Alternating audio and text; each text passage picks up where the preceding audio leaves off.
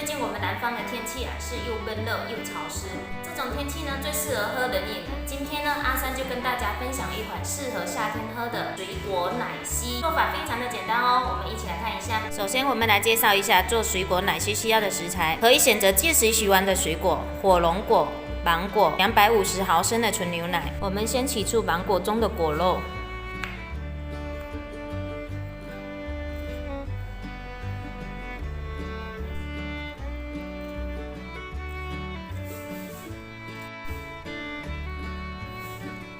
将果肉掏进碗中，这芒果的味道太香了。朋友们在购买芒果的时候，最好选择个头比较小的，因为个头比较小的芒果呢，里面的心就比较小。准备一半的火龙果，对半切开，同样将里面的果肉掏出来。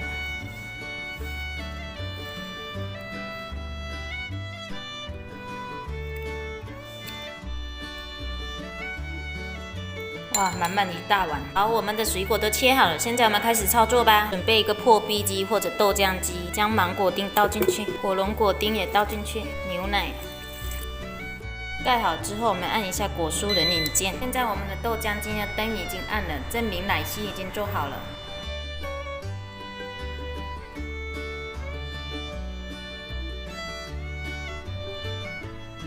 浓浓的香味、芒果味还有牛奶味，放入刚才剩下的芒果丁，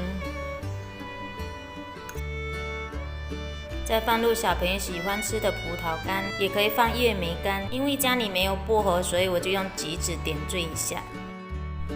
好，我们的水果奶昔做好啦，这样就可以开喝了。夏天来了，来一杯果昔，味道真好，而且透心凉。喜欢美食的朋友，记得关注阿三爱分享的频道哦。我是阿三，谢谢大家的支持，我们下期视频再见。